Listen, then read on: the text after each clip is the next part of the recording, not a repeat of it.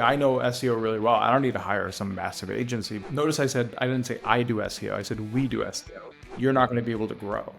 And the only way to grow is by creating a process a little under $1 million in revenue from just this process alone. ChatGPT search is ahead of Yahoo search by a hair. My name is Andrew Warner. I interview entrepreneurs about how they built their businesses. You know, lately, I've noticed that I always have a ChatGPT window up on my screen, and if I don't have it up on my screen, I hit Command-Shift-Space, and I immediately start asking it a question. And not only does it give me a great answer, it's lately been giving me sources, direct links to where it got the information, which I love. I'll click the links, and what I've noticed is at the end of it, it says UTM source equals chatgpt.com, and I think, whoa. It is now starting to both drive traffic to websites, and it's starting to tell the websites how much traffic it's getting them. This is like the future of getting traffic to your website. Well, joining me today is someone who realized that long before, frankly, before it was a realization and long before I did. His name is Chirag Kulkarni. His company, Taco, helps businesses get into those answers in ChatGPT and Perplexity and others. And he also does SEO the traditional way, so companies can rise up in the Google rankings. And even there, he uses AI to help them get better results and do it all faster. The company name is Taco. Chirag, good to see you here. Thanks for having me, Andrew. You know the first question. How much revenue are you doing with this bootstrap business of yours? Well, the good news is that because we're a private business, we don't have to share the specifics, but the business is doing several million in revenue today. Several million. Like the fact that you added the several to it, can I take to mean more than $3 million in revenue? You can take whatever you want from it, but I think for us, like the most important thing is how do we build a profitable monster of a business and grow in a very disciplined manner. So are you profitable right now? Yes. You are. What are you doing with the money? My belief is two things. Personally, what we're doing with the money is a portion we invest into product and other interesting stuff. But personally, I invest in non-traditional assets as well as before the markets took a turn, I was doing a lot of just dollar cost averaging into the S&P 500 and just NVIDIA. So luckily that's worked out before things have taken a turn. You know what? Actually, I want to get into the AI stuff that you're doing and how you listened to Mixergy interview years ago and what happened to you and how you built up this business. But you got to tell people about the non-traditional part because you and I have been friends and you told me about an investment you're considering. And I think give people a taste of where you're thinking about putting your money or where you are putting your money that's non-traditional.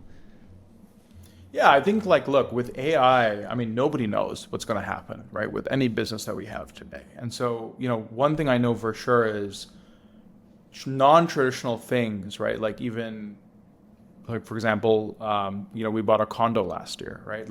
That's an example of something people will always need places to live. People will need food, right? The means of how we're going to create food is going to become more and more efficient with AI. And so my belief is, make money from AI and invest in non-AI assets, right? And some AI, yeah. I guess if you say the stock market. So I get it. I've been getting very interested in even farming, for example, right? How can you That's what it was. You were pinging me, you go, hey Andrew, what do you think of this farmland? And I go, farmland? What do you know about farming? And apparently you know stuff about farming. And anyway, all right, let's get into this thing.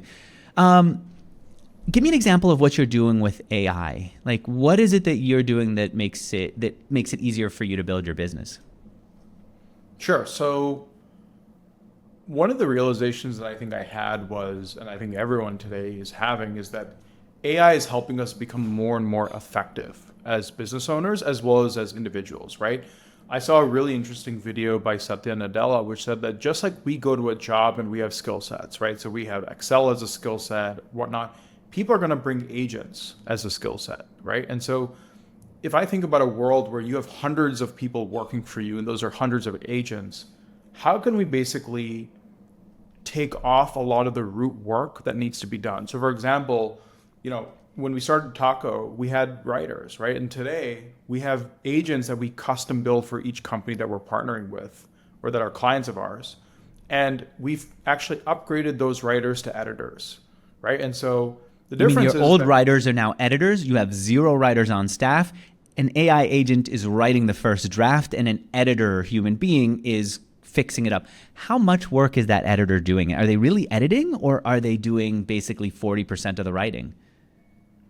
they're probably doing, yeah, I'd probably say 40% of the writing. So instead of doing 100%, right? So let's say something like a piece of content would take 4 hours before, it's now taking 2 hours, right? And I'd say that their time is probably better well spent, because writing a piece from start to finish today in today's day and age, and finding out what's going to be the right H3s. What is ChatGPT mentioning for a specific query, and pulling that data into a piece, and then deciphering what should be first, what should be second and third within a piece of content, is not something worthwhile for a human to be doing. They need to be bringing their own expertise and authority into a piece of content, and that's what we feel is just a more effective use of their time. Okay. That writing part doesn't feel so special, to be honest with you. I'm wondering, is Taco really an AI tech enabled service? Or is it using AI just like the rest of us are using it? I mean, kids are using it for their homework. Are you using it at that level? Or what makes you so special with AI that it's part of your brand, that you're the AI company? A lot of what we do, Andrew, is we take a process and we think about what are the ways that we can use AI to streamline that. So the content example is one example. The other example I'll give is even when it comes to things like competitive positioning from a search standpoint, right? What we'll do is we'll build an agent to go and actually fetch who are the competitors in the space, what are the keywords they're actually bidding on and or ranking for competitively that have commercial intent. And instead of the specialist doing all this root work, the agent is doing that work on their behalf, so that the specialist has all the data in one place and they can make strategic decisions as to where the focus needs to be for a particular campaign. Okay. So that's kind of the difference, is like with a traditional business like an SEO agency, they may be including AI, using off the shelf tools, but all the agents that we're building are custom for a company. And that's the difference here. All right. And then on the other part that really excites me, and we're going to get into how you built up the business and your background. I love entrepreneurial stories, but the other part that really excites me is you showed me a tool that you use to tell you how your customers are ranking for different questions in tools like ChatGPT, Perplexity, et cetera. What is that tool, and how does it even know? Yeah, so we have some tooling that we built internally. We also leverage some external, like third-party tools, right? And what we do basically is we will query ChatGPT and Perplexity 50 to 100 times a month for a specific question, right? So for example, what's the best business podcast on the web, right? And how do we get Mixergy to show up number one?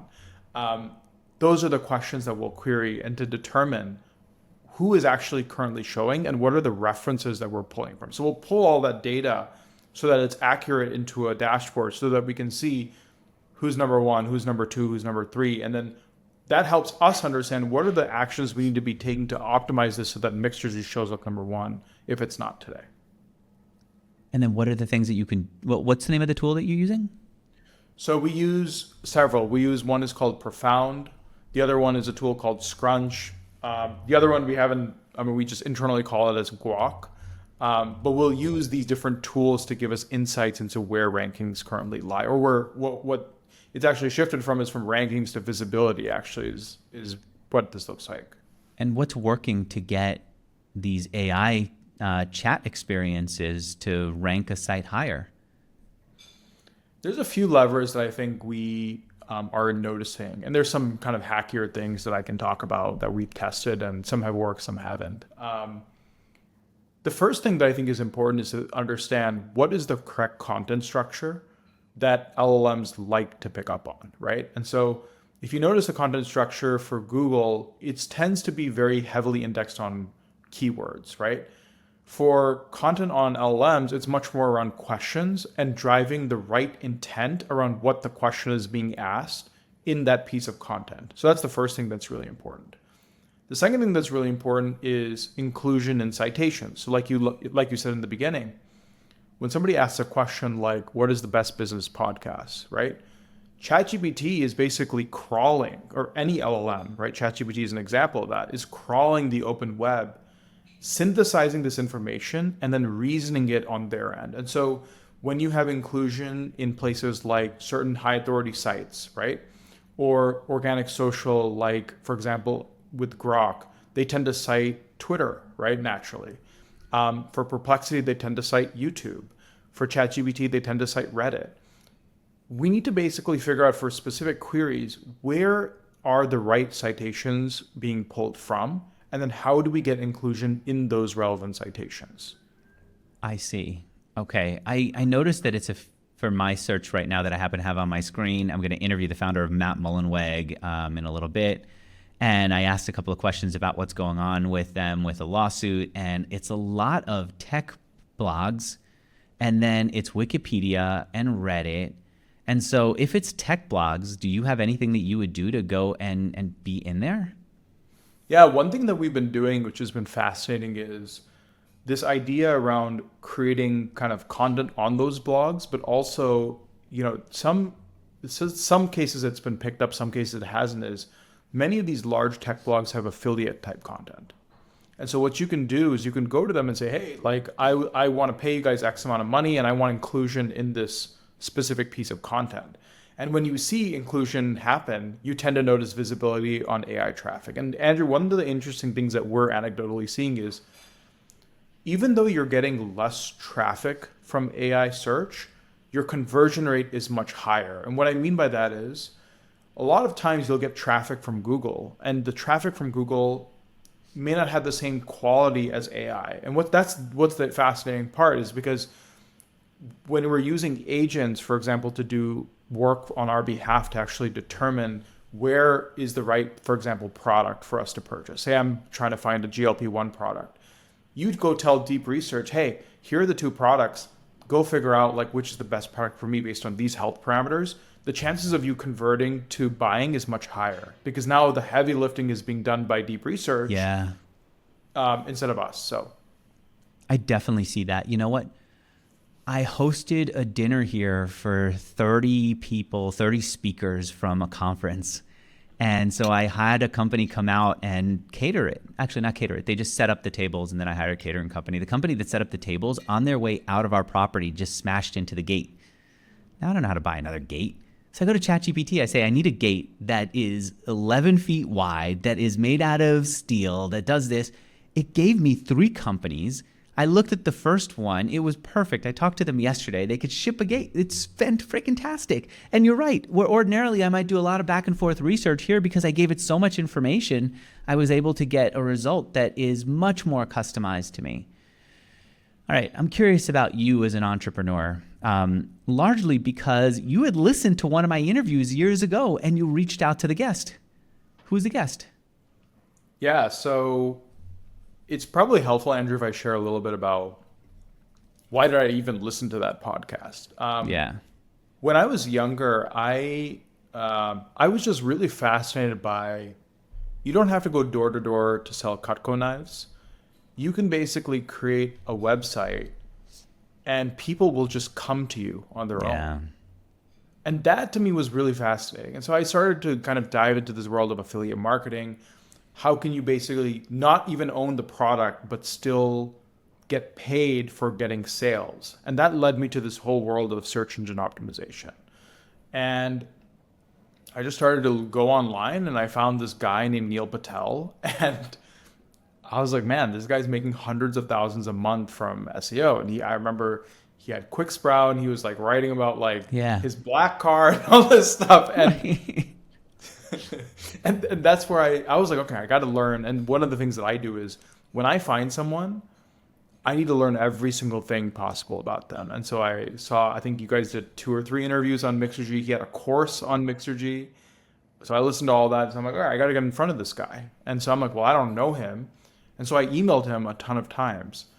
And I knew some things about SEO, but I knew he was the SEO wizard. And so I was like, I want to learn from this person. And he gave me a shot. He's like, yeah, here's a contract for $10K a month. And the rest was history. Whoa. So he paid you $10K a month to do what? So he had some work that he needed done on neilpatel.com. And I think he just needed the support. And maybe he found me enticing or aka aggressive enough that he's like, yeah, whatever. It'll just give this guy some work. Sounds like he'll do a good enough job for what we need. So, You know what? He was really good about being public and then having people reach out to him and spotting talent and ambition and drive ahead of time. And one of the reasons why I've suggested that you do this interview and why I pushed for you to do this interview, and I think it took us several months to get this to happen, is because I think you are going to see what other people who I've interviewed will see, which is the more public you are about your story, the more you teach people, the more you're going to start to gravitate the right people to you, whoever that is. For Neil, it's a certain type of hustler. For you, I don't know, probably more of a meditative, very thoughtful, very disciplined type of thinker. Whatever that is, you're going to start to bring them to you. And yes, the audience gets a benefit, but I found that people who I interview get a bigger benefit maybe. All right, why did you leave Neil and go on to Medley? well, I didn't necessarily leave him. I'll tell you a funny story. I was at Northeastern at the time, Northeastern University. I remember being in the back of like a psychology class. I wasn't listening to anything about the psychology class. I was just busy doing the work that he had me do. And he's so funny because I I got a glimpse, Andrew, into how a high performer works. Tell me. Because he would literally within seconds of me sending an email call me directly to my cell, and I'm like, this guy, he's worth millions of dollars, is calling this 17-year-old 18-year-old at the time and wants to talk about something so minute and specific. And so I learned that high performers have a very innate ability to zoom out and then zoom in really fast, right? And I just like watching that and learning from that taught me like what are some of the good qualities to kind of take from any person, right? And so I remember he was like, hey, like I'm gonna be in New York, let's hang out. And I was like, what the hell? Like this guy wants to hang out with me? Like that's crazy. And so I took the Peter Pan Express overnight from Bus. Boston. The bus. Yeah.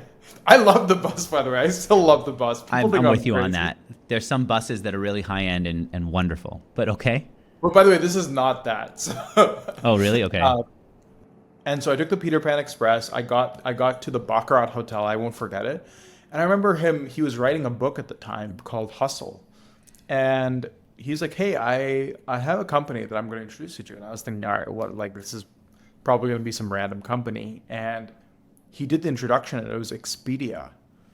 And so I just built like this like small consulting-ish business. I did some, white label work for other agencies, and I just like kind of doing a little stuff on the SEO side. One of the companies was Medley, and they were like, hey, like we want you to do some keyword research for us at the time. And I think what excited me about them was it was an opportunity to be in New York City. It was an opportunity to go from just SEO to learning about full funnel marketing and like, what does that look like? And I felt like at the time I was 21, like, why not lean into this opportunity and see where this goes, and learn about healthcare and all this stuff. So that's why I kind of like left what I started more or less. I hired a GM to kind of like maintain and just continue the stuff that I was doing. And I joined Medley as their chief marketing officer. Medley is an online pharmacy, right? Yeah, Medley had brick and mortar pharmacy businesses and then did same day prescription delivery in the city. So instead of having to go to Walgreens, stand online to get your prescription, your doctor would immediately send the prescription to Medley, and Medley would deliver it to you the same day for free. So that was the value. You were telling me about how one of the things that you tried there was social. What happened with social? So look, as a 21-year-old, you're around Grubhub and Uber and all these businesses, and they're spending millions a day maybe on Facebook. And so I thought, okay, you know what? Like these businesses are spending so much on Facebook and Google and these other channels. I need to start doing that. And so, I remember like we set up these individualized landing pages. We said calling doctors from New York City was like the tagline that we used. And I thought, it's a B2B business where we're going to doctors and other stakeholders and getting them to refer their patients. They've got to be on Facebook, and they are on Facebook, right? And so we got to go reach out to them. I even remember that there was a company that I looked at that sold to chiropractors, and their acquisition channel was on Facebook. So I was like, all right, dermatologists, chiropractors, they've got to be one and the same. And I remember just spending so much time optimizing this landing page. We had like a design hire at the time who like created this nice creative of like somebody doing some admin work at their desk. And so I said, hey, let's leverage that. And Andrew, like the campaign just did not work. We were not able to get clicks. I remember even talking to somebody who ran marketing at one of these companies at Grubhub, I believe. And I even had him come in and audit the campaign. He's like, yeah, like this is just not converting. Maybe it's the creative. So like I went to the design person, I went to our CEO and I was like, we need to fire this design person. Like she's not able to like match the same tone and voice and creative that we need to actually convert for Facebook. And I just learned like the hard way that, you know what, like the channels and the customer acquisition channels that I would be compelled by are not going to be the same as a doctor. And maybe that's obvious today, but like I learned that the hard way really fast, that like it's just different. Why didn't they just throw you out and say, listen, you're an SEO guy. We clearly hired the wrong person. Get out of here. We'll go find someone with more experience. Maybe they didn't, they weren't experienced enough to realize that. I think that was one, but I think the other thing too was I think they liked that I had like an innate ability to learn and just to have a network to like I think I learned really quickly that you don't have to have the answers. You need to know who knows the answers and extract that knowledge and experience Yeah. from them. And So that's who what I had did with the Neil, answer? by the way. That's You know? what? I said that's exactly like why I was excited to work with Neil, right? Is So I then was who like, had this the guy, answer for Medley for the solution that got you guys to grow? say that one more time. So who had the answer that helped you save Medley's marketing? Well, I think what we learned was is that selling to doctors through specific channels, some channels work better than others. And I think any business that raises money, you have to test and learn, and most things are not going to work. And so I think what we learned was when you build relationships with these doctors and you go to their offices, very similar to like how pharma does it, that actually was the best way to build relationships with doctors. And then marketing's job was to support that. But it was also spent on how do we get in front of the right stakeholders, such as hospital executives, right? And hospital executives, again, sending them letters and sending them cold emails is not going to be the way to convert them. For them, it's going to be conferences. And so part of it just came down to we're going to test a bunch of tactics that work. And most of these are not. And the things that do are going to work. And I think you can find that person and somebody who's had experience, but what you trade off of is like the technology experience and like the relatability to like how a consumer is going to think in a technology driven world versus some of these other channels. So yeah, in theory, they could have gone and hired a bigwig CMO. And I think towards the part where I ended up leaving, they were starting to think that as the company matured, which is natural. Okay, so what worked for you? It was tchotchkes at the pharmacist, at the doctor's office? Tchotchkes worked really well. Creating like educational leave behind. So like if you're an HIV patient, having information about the HIV drug, side effects, whatnot, and giving that to doctors to give to their patients was really effective. We also did like billboards within the offices that had like information about a therapy, and then like we had like the brand underneath there, and that drove brand recognition. We did like there's like digital advertising that were specific to certain EMRs. So like when a doctor was in an EMR and typing in the prescription, they could see our brand. So these are the things that worked really well. And Not at all the I sexy wouldn't have stuff. known. Not at all the Non-sexy stuff, exactly. Yeah. The company filed, filed for bankruptcy. I think they were even, I mean, they had some legal issues too. How much of that were you aware of? Where, let's see, the three executives were charged with fraud. Yeah, I remember I was at home. I just finished a sales call and I got a text from a friend of mine. He's like, "Hey, what's going on?" And I was like, "I don't know." And I thought, hey, maybe somebody said something about taco and things were blowing up. And then I saw this document and I just couldn't believe what I was reading. And so I had no idea to put it clearly. Wow. What do you know about what happened to them and why they went bankrupt? So when I left the business for two reasons. The first reason was I knew that there was some general like tightening in the market. There was like a bank um, restructuring that was taking place, and they were trying to get a loan for that. So I think that was one of the issues. And then the second issue is, unfortunately, my mom had cancer at the time, and so I just felt like it's been such an incredible journey to go from a handful of employees to thousands of employees at such a young age. And I also felt to some degree like it's time for me to be with my family and take care of my mom. And so that coupled with like some of the financial challenges within the business, I thought it was just the best time to leave and just think about what was next. So that's why I left the business. How's your mom doing? Or what She's happened? good. Yeah, she's much better. So during that time, it was during COVID, so I completely moved to Richmond, Virginia, and it was great. I mean, like just being able to at a young age take care of your family, right? From an emotional support standpoint, like I would go to the hospital quite often. Like I think those are the things that looking back, like I wanted to do and I care deeply about. So yeah, she's doing much better now. You know what? I gotta pat myself on the back for growing as a person. In the past, in these interviews, I'm so rat-tat-tat machine gun that I don't take a moment to acknowledge that someone just said that their mom had cancer and just check in. And now I'm like, all right, I could be a human being for a minute. It doesn't have to, I don't know, it doesn't have to hurt the conversation that people came in to listen to. I feel good about that. Thanks for helping me grow. All right, and so the way that you came up with Taco was you were at Medley, you saw what that led you to create this agency? Yeah, so like SEO was an acquisition channel for us, right? Because when you acquire a physician, when I say acquire, basically go to a physician's office, the physician tells their patients about Medley. Now you have a bunch of patients and you need to do something with them. And consumer marketing, it's not that it wasn't important, it just wasn't as efficient as these B2B channels were.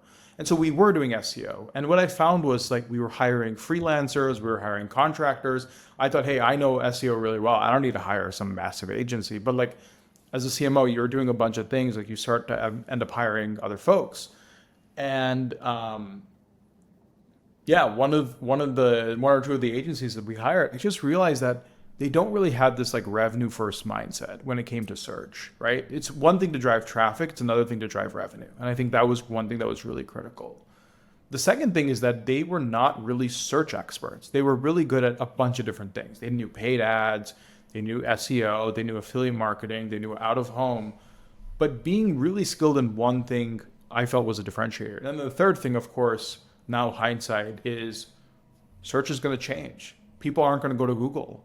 They're going to use LLMs and they're going to ask questions and are going to get their answers. And so all of that led me to believe that there needs to be a business that I wish I could have hired that I can go out there and create. And that's why we started Taco. You know, this was 2 years ago. The thing that happened 2 years ago was people were saying, yes, AI is coming up, and this was just the beginning of it.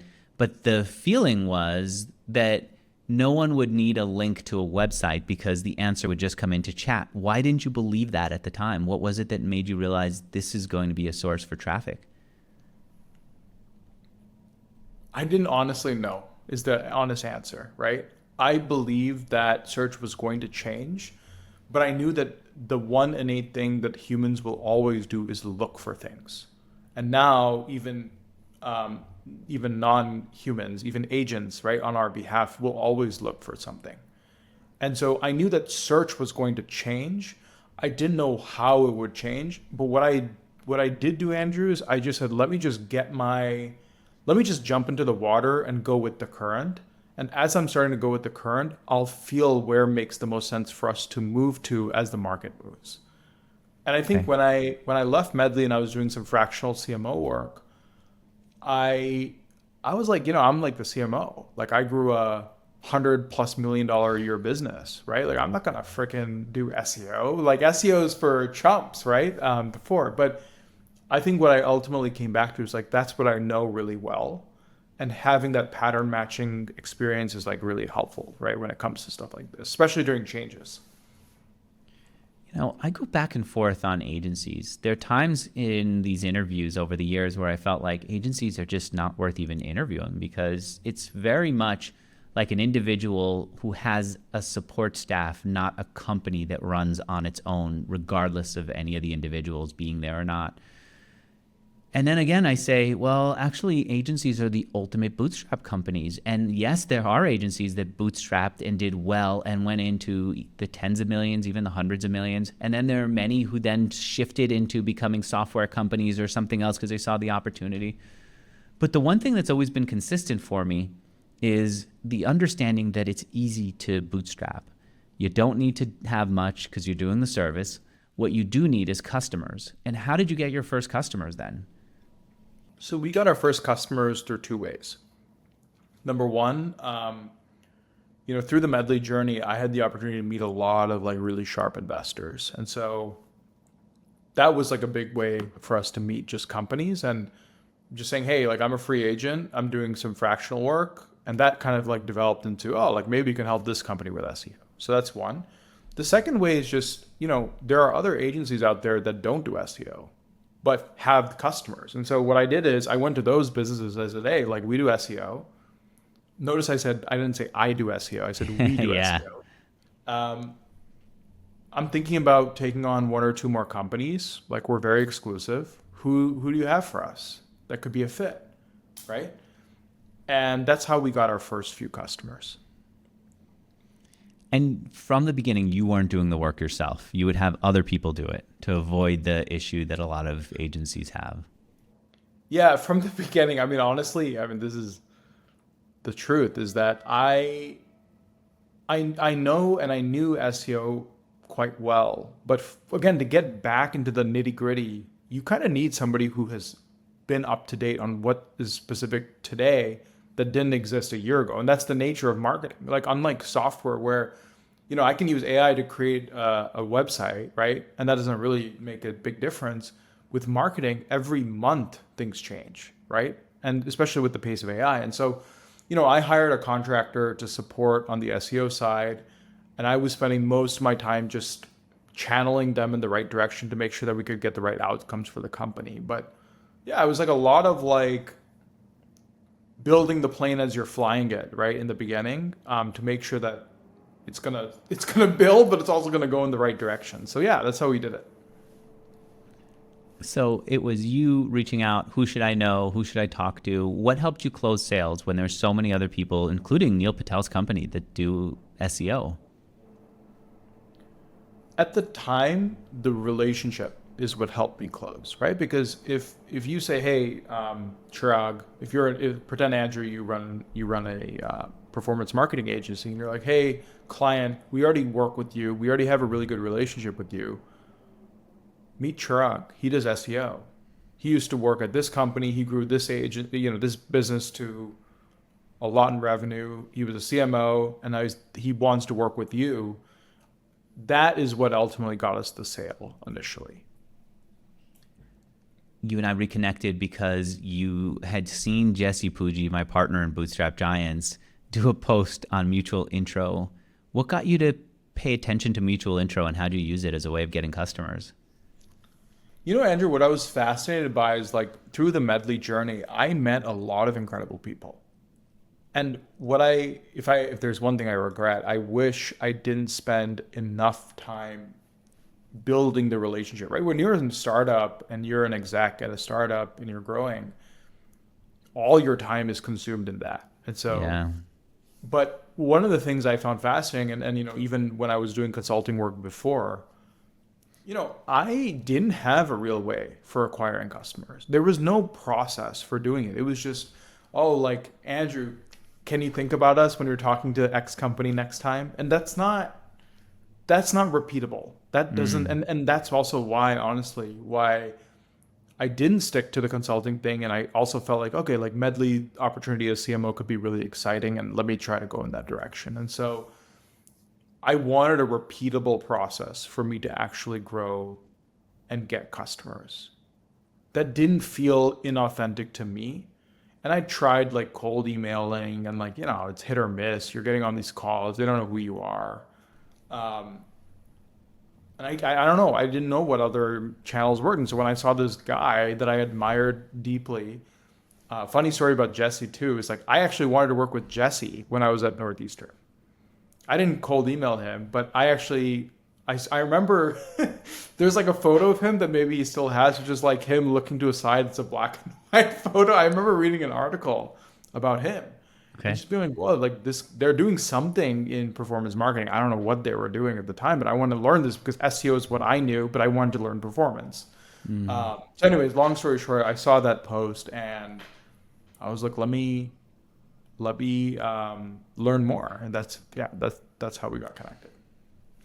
I love that about college, that I had enough time and so much determination to just reach out to people. I would read about them in an article and I'd reach out to them. I'd read someone's book, a Wall Street Journal reporter, and then I'd reach out to them. And it felt both like I was going in forbidden land, and at the same time it felt like I was going to my destiny. And that combination of no you shouldn't, yes you must, is such a good place to live, because then you decide with every phone call who are you going to be. And I remember having incredible access. Who did you get to talk to that was especially exciting? When I was in college, when I was there, I was building a software business called Insightfully. And honestly, if I give you the pitch now, I still don't know what I was trying to do. But basically, what I was saying was, as a salesperson, your network is is the most efficient place you have to get revenue. But the best way to get business is by helping people. And so what I wanted to do is I wanted to use artificial intelligence, and I hired as in partnered with these two MIT engineers, and we basically built an ecosystem in which we pull in data from Twitter, we pull in data from these other places, and it was almost a social listening tool that looked on your behalf, where somebody may say, "Hey, I'm looking for like a person to help me with SEO." And if you can help that person, you end up building a tighter network, and that'll lead to better outcomes. And so, one of the guys I met who's a good friend, just like Neil, his name is Wayne Chang. Wayne Chang sold a company called Crashlytics to Twitter for, I think, 100 million. Then that company sold to Google for another 100 million. So young guy. I remember just Yeah. reaching out to him and being like, "Hey, this is what I'm working on. Can I get access to the Twitter API?" Because he was a GM at Twitter, and I got to meet him. Several people like that were in the Boston ecosystem that I just built relationships with just by cold outreach. I used to think that that was only available in college. It turns out even afterwards, if you're persistent, if you're considerate, if you're showing that you're doing something, not just picking people's brains, doors will open up. So then you discovered Mutual Intro. How did you use Mutual Intro at first? And maybe describe it for people who don't know what it is. Yeah, so mutual intro is basically a process that you use your network or people that you may not even know directly, but basically that are part of some network, and LinkedIn in this case, to basically get in front of a decision maker that you can help in some way. And so the way that I got started is, Andrew, you and Jesse sent an email that had a Excel sheet attached to it that just broke down the process for mutual intro. So I was like, okay, let me try this. And what I even did is I actually reached out to Jesse to mutual intro me to a company, and he did, and that company closed. Wow.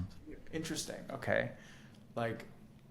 What can I do now to put some more resources behind this? And resourcing being like, how do I learn about this? And how do I actually build infrastructure around this? And so that's how that's how that came about. And so you actually really did. You put together like whole infrastructure. How many people are working on finding your ideal customers, asking for introductions? It's not that, it's only two people right now, Oh, but really? yeah, it's only two people. You know what? I mean, it makes sense. Obviously, it doesn't take that many people to do it. I've seen Jesse do it with one person who's working part-time and then get hundreds of these out. I always assume that because there's so much interaction, there's so much engagement, there's so much activity, it feels like there's a lot of people, but it's not. It's not. Okay.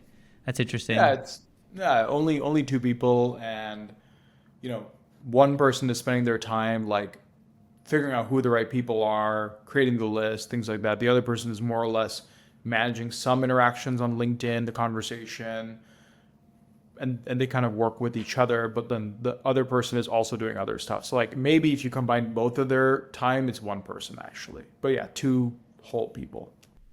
You know what?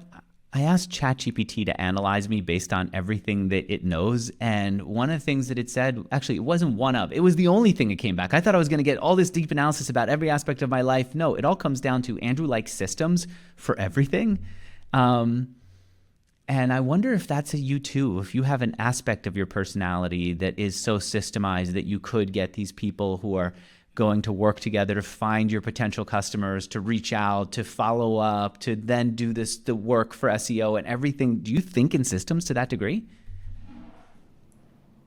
I think more in systems now than I did before. Like one quick story is when I was at Medley, I remember our CEO creating a whiteboard, and he told me, he's like, I want you to create an SOP for this. And I'm like, SOP? What the hell is that? Right? And I'm like, why do I need an SOP for content if I know how to do it? Right. And I thought, man, maybe this guy's just trying to replace me. Like, I didn't know what the reason was behind that. But like, to answer your question, that's probably where I saw some resemblance into, okay, when you're doing something yourself and everything lives in your head, Yeah. you're not going to be able to grow. And the only way to grow is by creating a process, recording that process, and then having somebody else follow that process who will be able to augment it even further than you were able to do. So I don't think I'm so systems oriented like you are, but understand the importance. It just doesn't bring me the energy that maybe it brings others to create that process. It doesn't bring me the energy to create it. It brings me so much energy to have it, to just know this is something that I know works and I could improve it. And that constant iteration is exciting. In fact, one of the books that I thought about writing over the years is a book on, I would call it playbook, because I freaking hate SOP. It sounds very much like we're office dorks trying to, I don't know, TPS this and that. But playbook feels a little cooler, feels a little bit more like football, something or other. But it's so helpful. One thing, and then I want to go into the future of AI and AI search and where you see the opportunity for building companies here. But you also joined the Accelerator. If you already figured it all out from the email, why join the Accelerator, the Sales Accelerator that we have?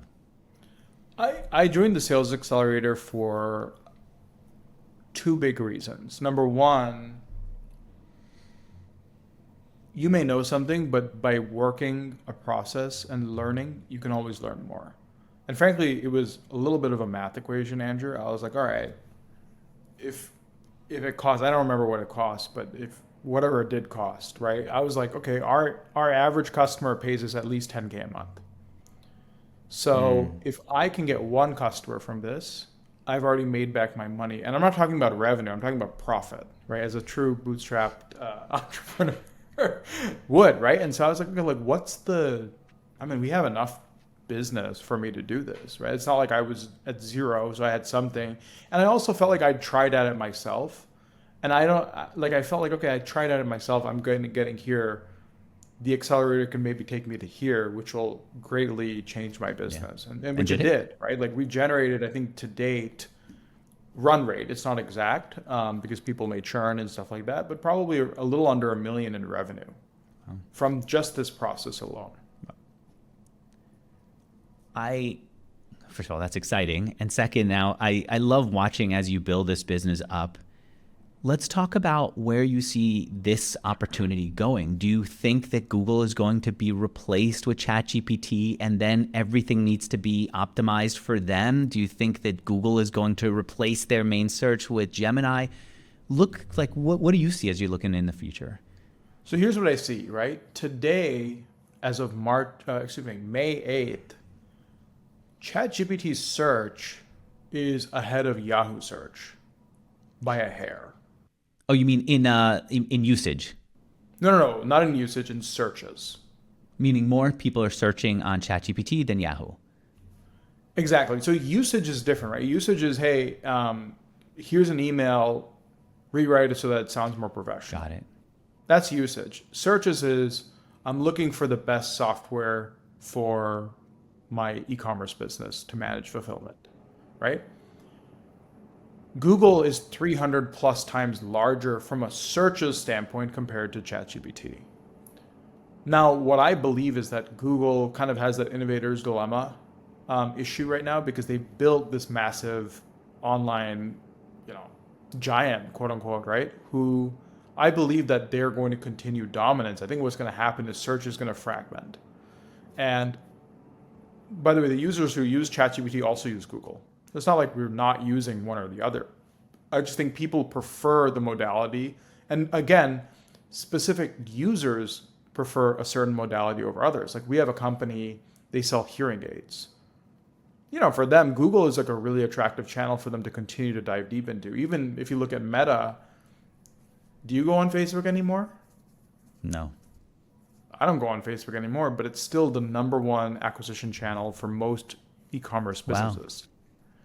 So I think Google will remain its dominance. I don't think it's going to have 90% market share. It's going to slip, but I still think it's a critical modality to optimize for. And I think Google is trying to figure out how do we maintain revenue through this traditional paid advertising model while still incorporating AI tools. And I think what the data shows is users are loving Gemini and AI overviews in Google.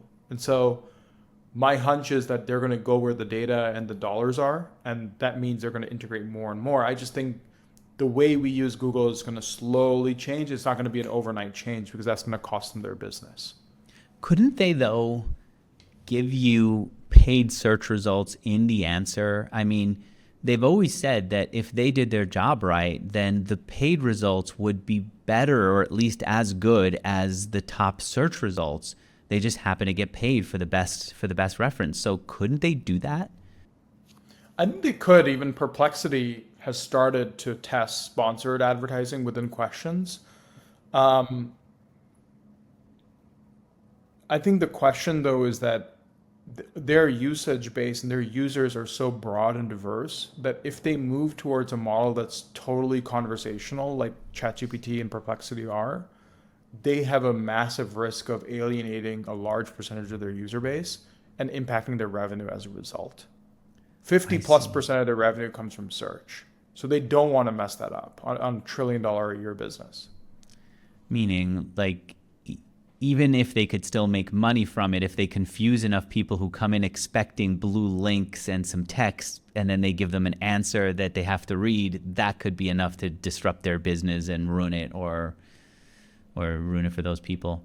Okay, so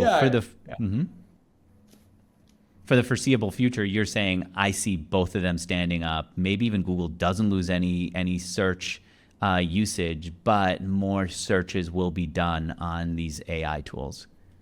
Well, I think what the data tells me is that from last year to this year, Google has grown 20% in terms of searches. So it's not that Google is dead.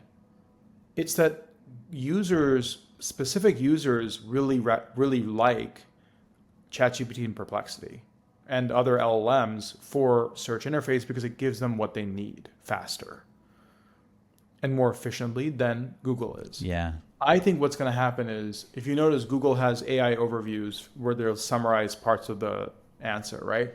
I think that's going to happen more and more, and they're going to slowly move the traditional SERP from 10 blue links, which it's not even 10 blue anymore, to just conversational.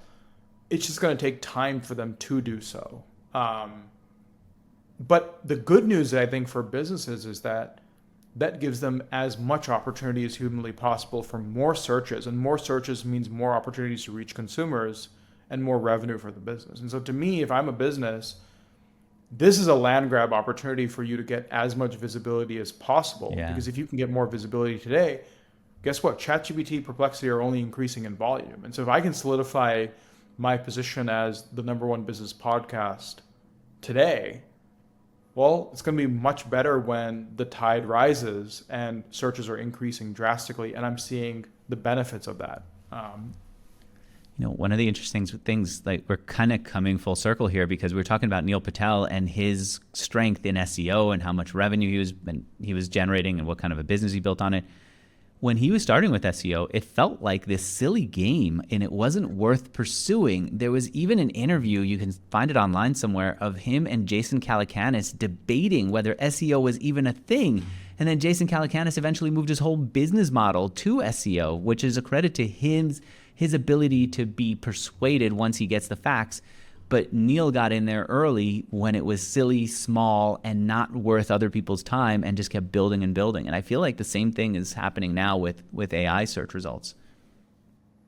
Yeah, and I think, Andrew, the other thing people are wondering is, okay, if I'm using, most of the companies that we work with are north of 20 million in funding. And so these are, these are businesses that spend hundreds of thousands or millions of dollars a month on marketing. And so the challenge is, hey, if I'm a marketer and people are not looking at advertising the same on Google, I'm spending 100,000 a month on Google and people are not engaging with me in the same way, and none of these LLMs have any type of advertising. I need to do optimizations on organic, because if I don't, I'm not going to see that revenue, because all of my users are potentially changing behavior towards organic, and there is no paid for ChatGPT today. Yeah. And so I feel it's a massive tailwind for our business, but also a great opportunity for businesses that, by the way, you don't have to be dominant on Google to optimize for LLMs. And that becomes also an opportunity, because now you can play in the SEO world, in the search world, without having to be dominant on Google. And that's exciting. Yeah. All right. I like the simplicity of your website. Usually this is the part of the conversation where I bust people's chops about their website and like why it's this long URL. Now this is short. It's just taco.co. And I'm looking forward to seeing how much this grows. Thanks for doing this interview. Thank you, Andrew. Hell yeah. Bye, everyone.